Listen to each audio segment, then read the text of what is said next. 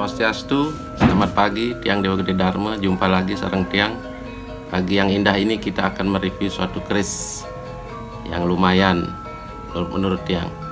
Seperti niki semeton kerisnya.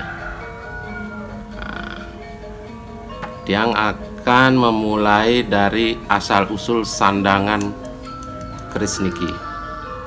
Handle niki Tiang dapat dari semeton Tiang di Lombok, dari Mr. Sagap, dan yang membuat adalah Ide Putra. Beliau adalah seorang seniman pahat yang termasuk luar biasa di Lombok.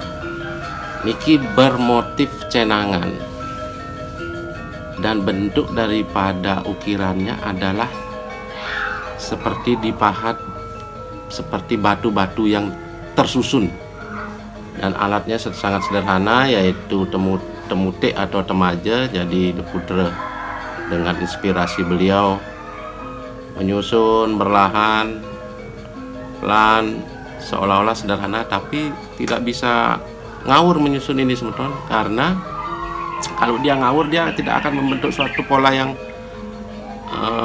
seni dadosnya. Jadi beliau menyusun pelan-pelan membentuk satu kesatuan, dan seperti niki dadosnya. Kemudian sarung niki semeton saya dapat dari kakak saya di Lombok juga, dari desa Panerage, dari Ide Nyemandana, Cakre, Lombok Barat ya. Ini sudah sangat lama saya pegang handle dan sarungnya. Nah, kemudian bilahnya semetonnya. Sekali niki semeton. Bilahnya kelihatan sederhana, pamornya juga. Bilah ini saya sudah pegang cukup lama, yang pulih dumun di Singaraja. Dapur keris niki wastane Carubuk Luk Pitu, berpamor Tejo Kinurung. Ada 3 semeton. Nah, sekali niki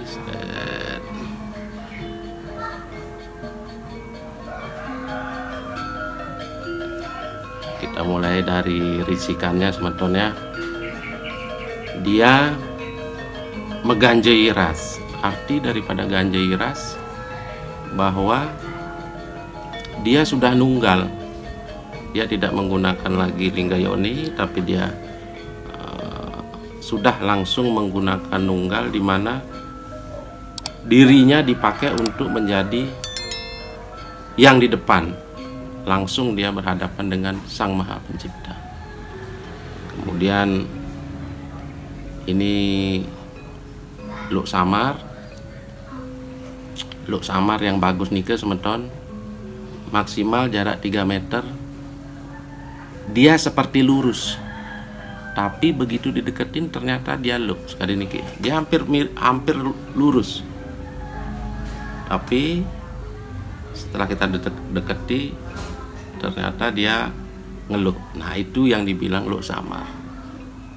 Dan ini oleh Sang Empu sangat luar biasa, karena dia bisa menciptakan suatu bilah yang mirip samar, bagaikan.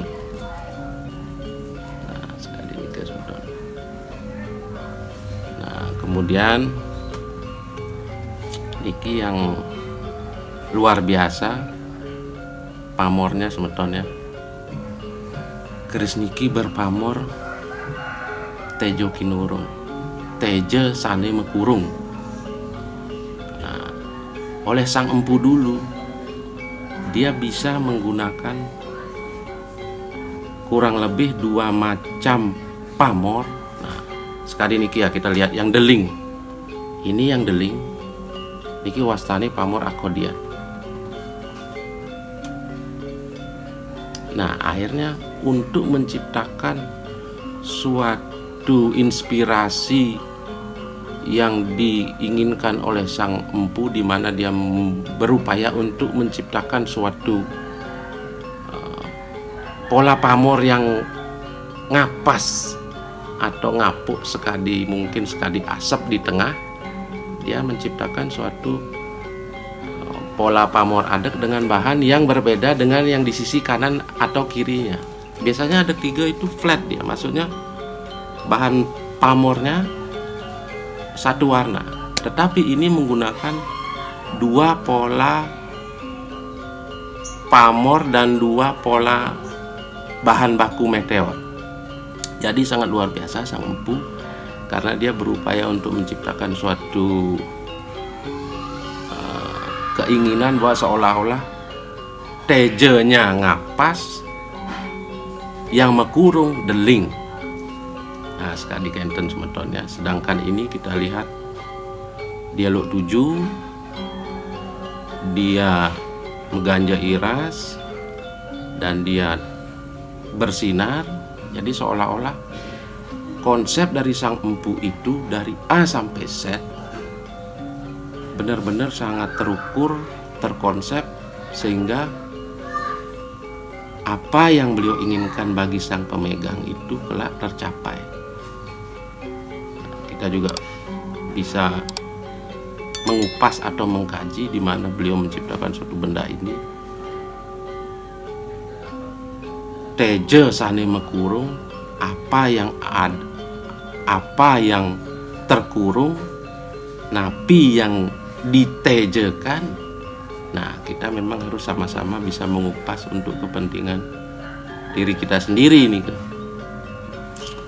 Jadi ini kelihatannya sederhana, tapi begitu kita maknai, kita kupas, sangat luar biasa. Dan akhirnya empunya juga bisa menciptakan suatu bilah yang memang menjadi keinginan dari sang pemesan, sehingga bisa kelak mudah-mudahan keinginan sang pemegang tercapai.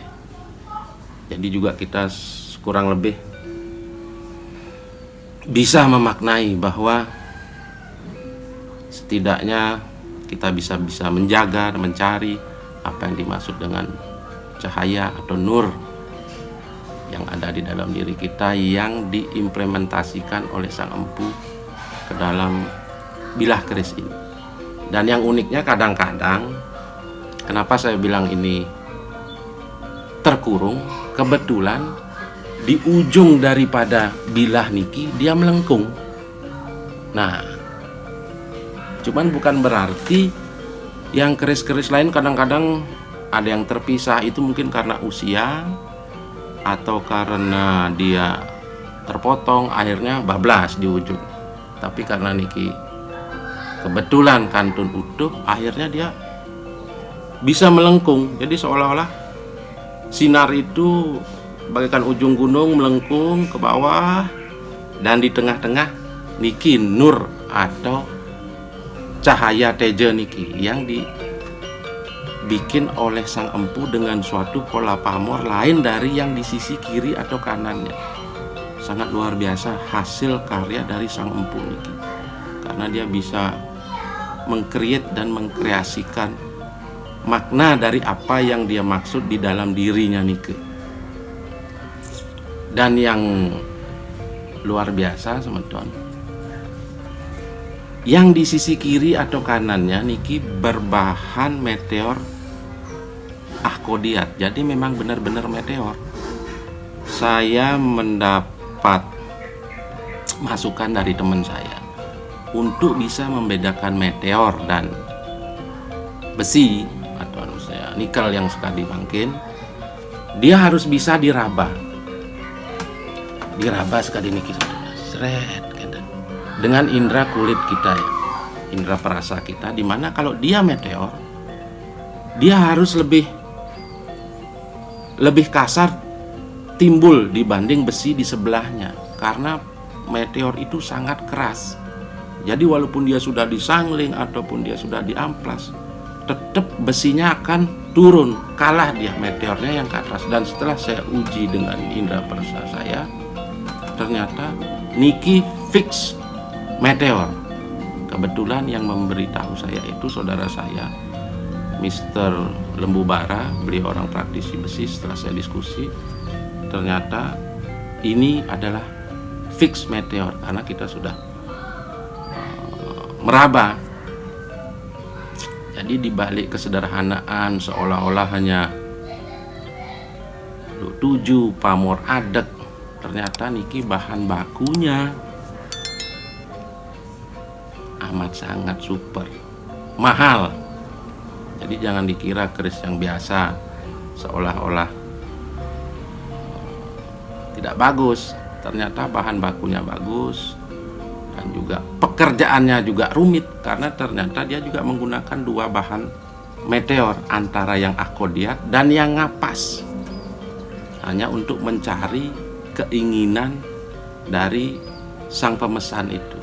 TJ-nya dapat, sinar mekurungnya boleh. Sangat luar biasa sebetulnya. Dan digambarkan dengan maya samar, seolah-olah katanya. Ternyata setelah ketemu, setelah dekat, setelah jabat tangan, waduh, ternyata seperti itu. Ini maksud dari sang empunya. Oke, semeton, mudah-mudahan dengan diskusi ringan niki kita bisa mencari hal-hal positif dari apa yang digambarkan oleh keris yang diciptakan oleh sang empunya, yang kelak mungkin bisa kita pergunakan dalam kehidupan kita sehari-hari atau kemudian bisa kita pakai untuk hari esok ke anak cucu kita. Oke, saya rasa kenten dumun, mudah-mudahan berguna.